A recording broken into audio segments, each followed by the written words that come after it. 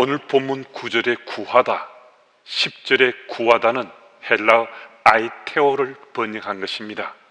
이 단어는 요구하다, 바라다라는 뜻도 있지만 사도행전 3장 2절 말씀을 보면 구걸하다라는 뜻으로도 사용되고 있음을 알 수가 있습니다. 단순히 요구하는 것이 아니라 간곡하게 청한다는 뜻으로 거지가 부자에게 무엇을 간곡하게 청할 때 사용되던 단어입니다. 예수님이 우리에게 말씀하십니다. 구하되 구걸하는 심령으로 구하라 라고 말씀하십니다. 거지가 구하는 이유를 아십니까? 그들은 절망과 좌절을 체험한 사람들입니다.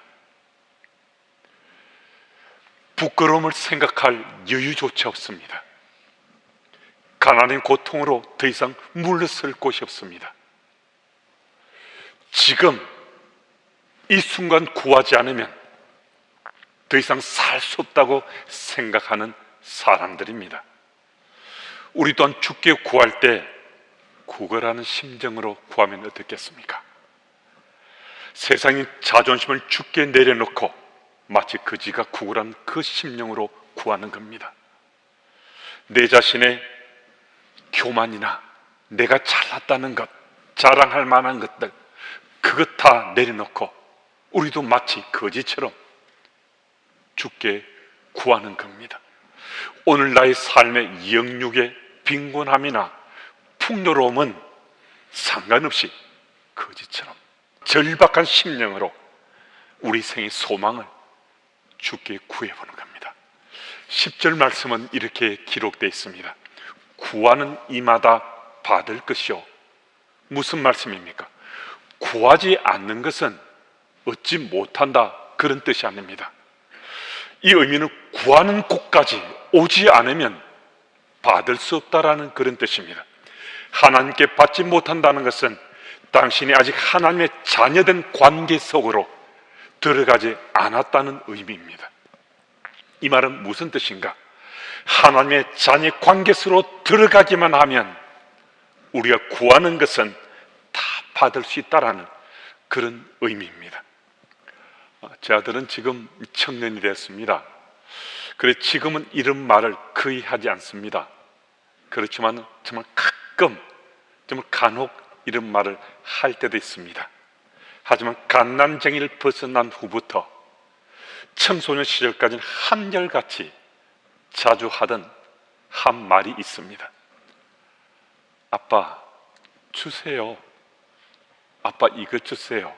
아빠 저것 주세요. 아빠 이것이 필요해요. 제 아들이 기쁠 때나 슬플 때나 칭찬을 받을 때나 책망을 들을 때나 기분이 어떠하든 상관없이 줄곧 계속해서 말해온 것은 바로 이 주세요입니다. 어떤 때 신기하다는 생각이 들 때도 있었습니다. 방금 얼마 전에 책망을 받았는데요, 그런 기분은 온데간데 언제 사라진 건지 또 돌아서서 아빠 이거 주세요 라고 말하는 겁니다.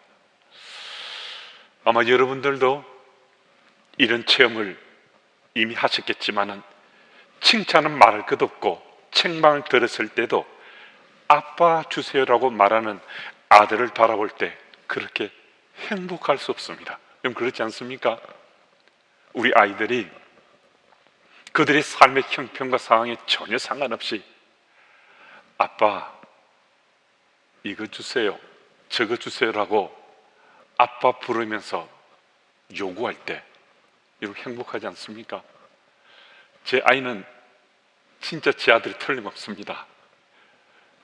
그런 상황 속에서도 제게 변함없이 줄곧 한결같이 아빠 주세요라고 말할 수 있다는 것은 저와 제 아들의 관계가 아빠와 아들의 관계가 틀림없다는 거잖아요. 여러분의 자녀들이 여러분에게 구할 때 어떻게 반응하십니까?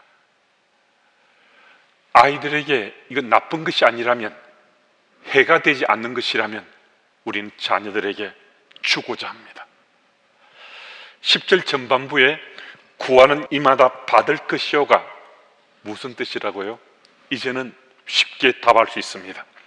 하나님의 자녀된 관계 속으로 들어가기만 하면, 들어오기만 하면 구하는 것은 무엇이든지 얻을 수 있다라는 그 말씀이라는 거죠. 사랑하는 여러분, 간절한 소망이 있습니까? 그럼 이때는요, 이 타이밍은 주께 구하는 겁니다. 그것도 다른 선택의 여지가 없다는 심령으로, 절박한 심령으로 주님께 바로 이 타이밍 속에는 주께 구해야 됩니다. 하나님 앞에 지금 내 자존심을 내세우거나 체면치레하거나 내가 지금 또 무엇을 구해야 될지 정확하게 모른다면 그것은 아직까지 여러분들의 간절한 소망이 아닙니다. 간절한 소망이 있다면요, 우리는 앞뒤 좌우 가리지 않고 절박한 심령으로, 정말 마치 거지가 구걸하는 그 심령으로 우리는 구하게 되어 있습니다. 나의 아빠 되시는 분이 내가 구하는 것에 반드시 응답이 주시를 믿기 때문에 절박한 심령으로 간절하게 구하게 되는 거거든요. 이때 다시 한번 체킹하며 확인할 것은 한 가지 있습니다.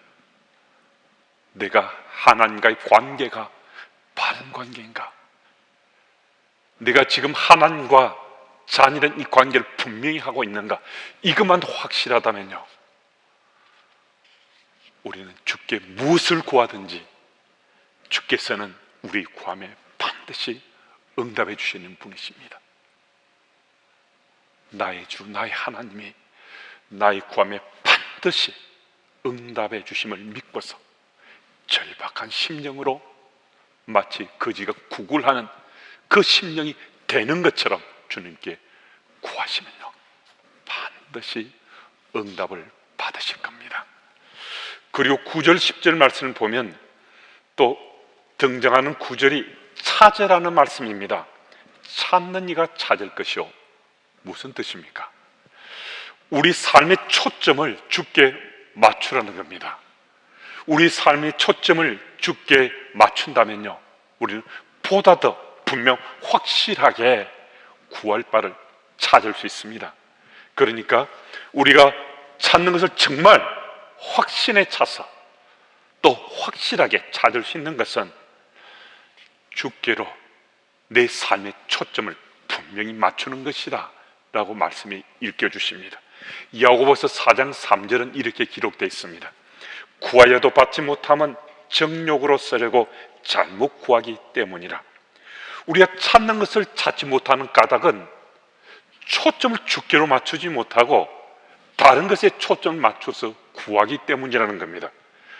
우리가 찾길 원할 때 정말 그런 원함이 있다면 주께 초점을 맞추기만 하면 우리는 찾을 수 있다라고 말씀해 주십니다. 주께 초점을 맞췄는데 어떻게 찾길 원하는 것을 찾을 수 있겠는가? 묻고 싶지 않습니까?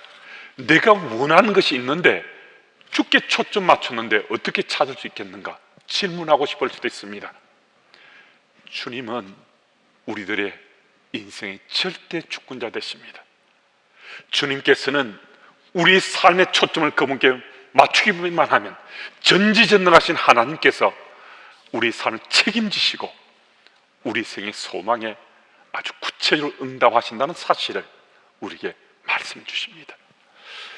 휘튼 대학의 레이몬드 에드먼 교수님이 쓴 이런 글이 있습니다.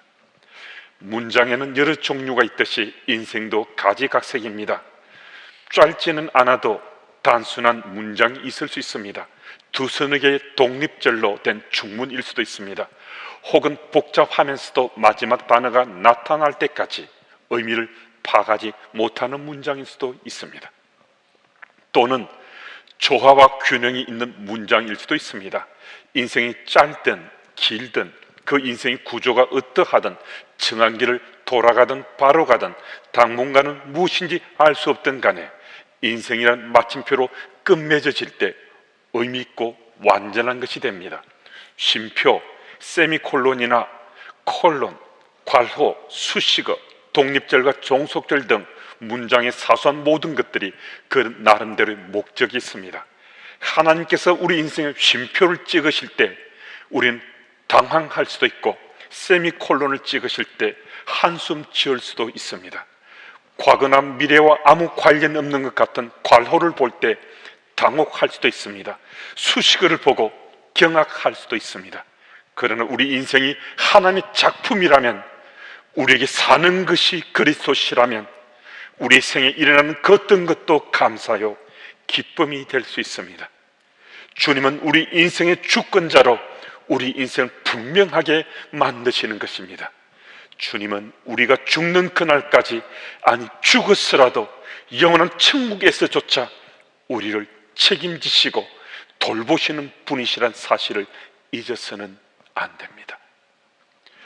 우리 인생의 초점을 주께 맞출 수 있는가, 맞추지 못하는가, 문제는 주님이 우리의 절대 주권자이신가, 이 사실을 믿는가 믿지 못하는가의 문제입니다.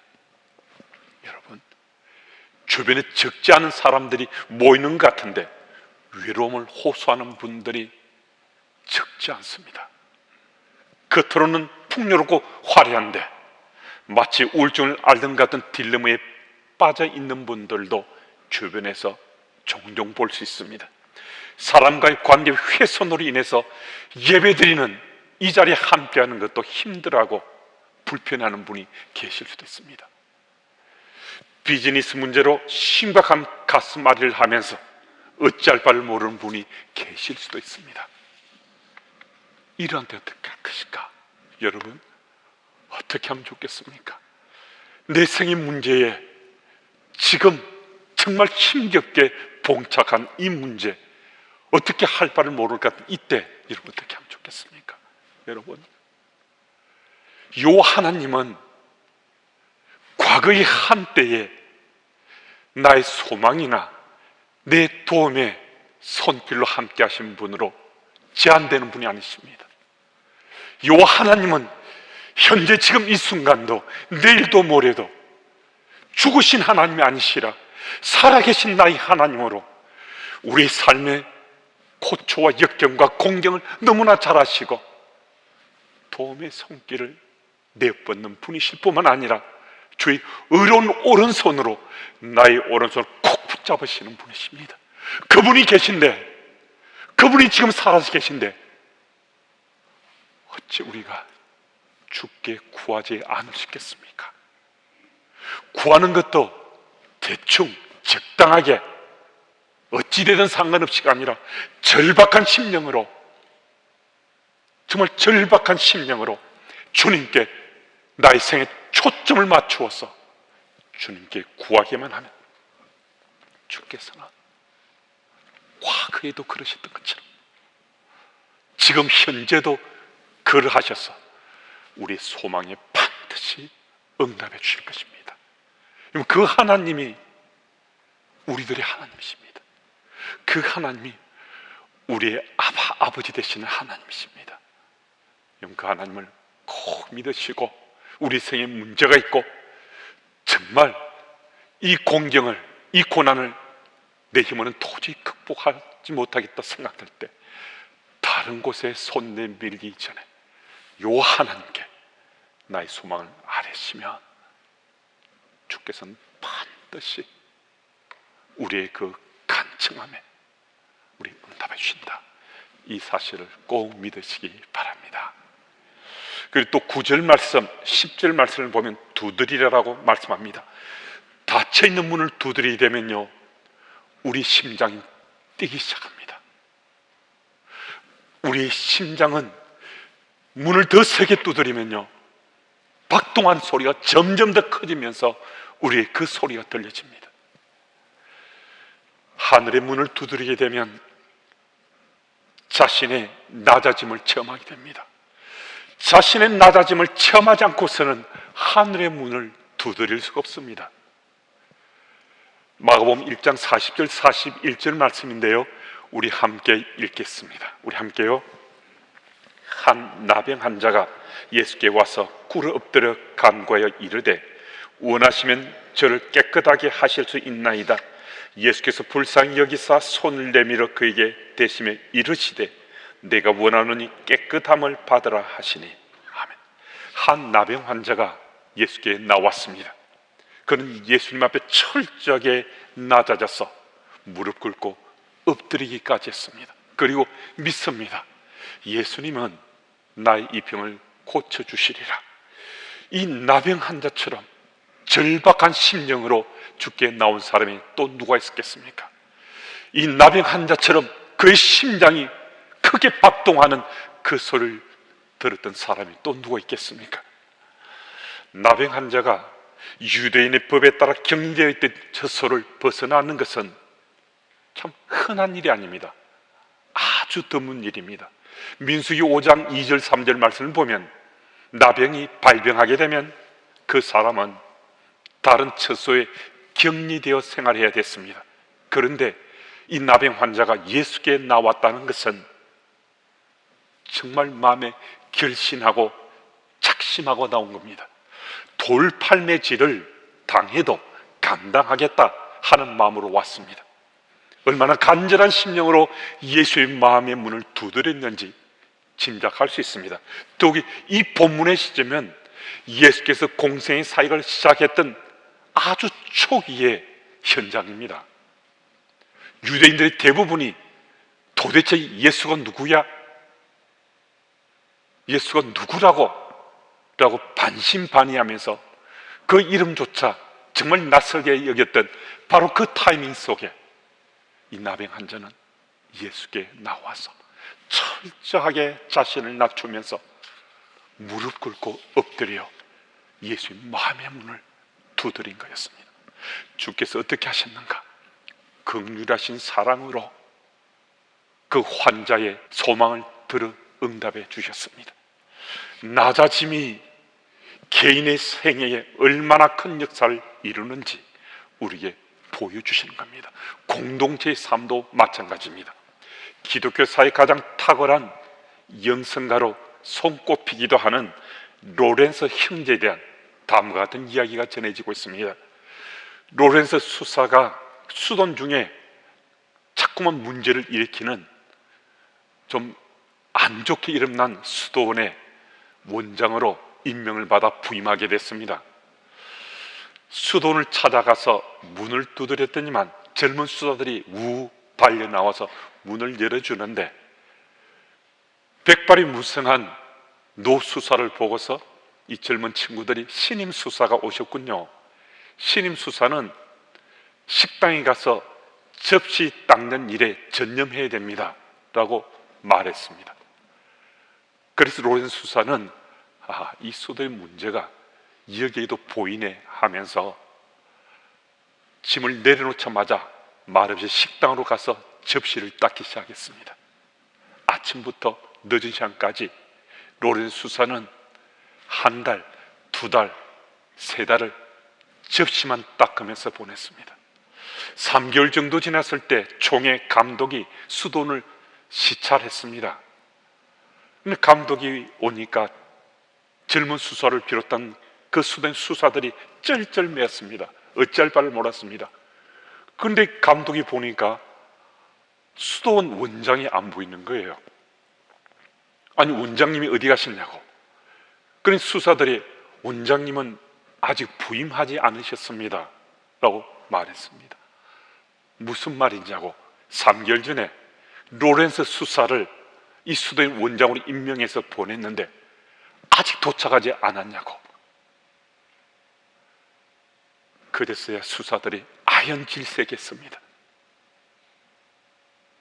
곧바로 식당으로 달려가서 로렌서 수사 앞에 무릎 꿇고 용서를 빌었습니다.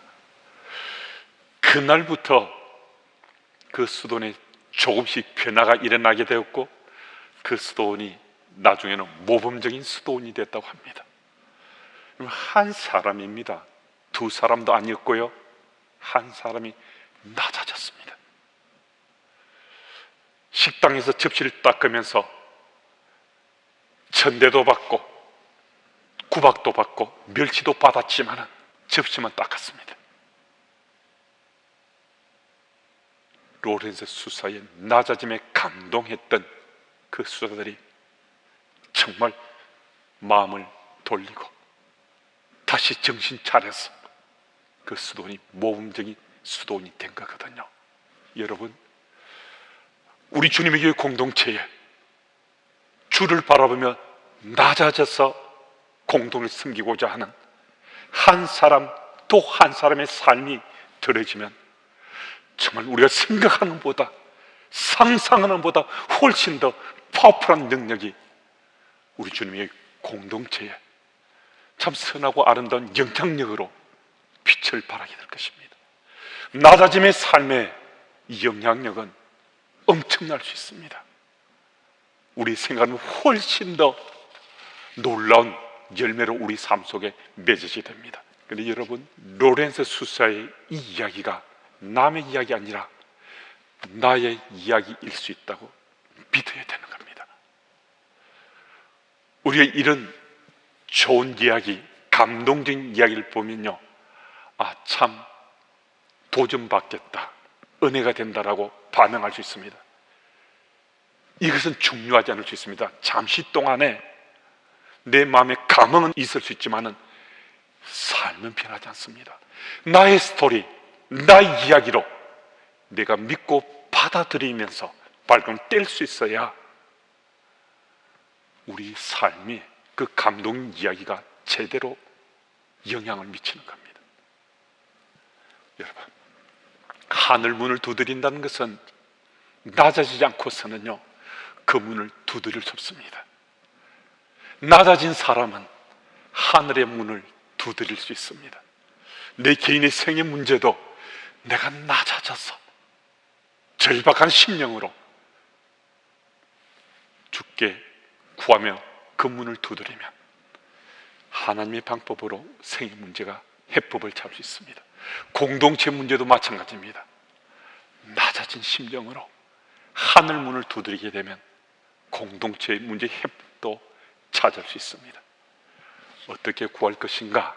누가 기자는 구하다라는 동사 말고도 찾다, 두드리다는 동사도 사용하고 있지만은 의미상으로 볼 때는 역시 구하다라는 뜻말입니다.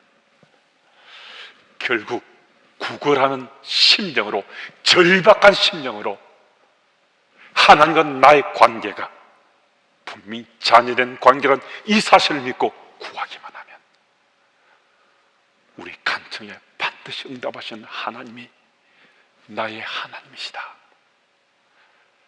지금도 그 하나님 살아서 역사시다. 이 사실을 우리는 믿어야 합니다. 여러분, 이 사실을 믿고서 주께 구할 때 우리는 우리가 지난날 껴안고 살아왔던 건 다 내려놓을 수 있습니다. 교만도요, 내 잘남도, 나를 티내며 드러낼 만한 것도 다 내려올 수 있습니다. 그리고 구할 때는 적당하게 대충 구하나 마나 이렇게 구하지 않습니다. 말씀드리죠, 절박한 심령으로, 정말 간절한 심령으로 주님께 구하는 겁니다. 왜냐하면 내가 구하는 대로 주께서 응답해 주실 거예요. 믿기 때문에 반드시 이것이 내가 구하는 바대로 응답되니 믿고서 구하는 것입니다. 그리할 때 구하는 이마다 받을 것이요, 찾는 이가 찾을 것이요, 두드리는 이에게 열릴 것이라는 이 말씀은 우리 삶 가운데 이루어지게 될 것입니다. 그 현장에 함께 서시는 여러분들이 다 되시기를 축복합니다.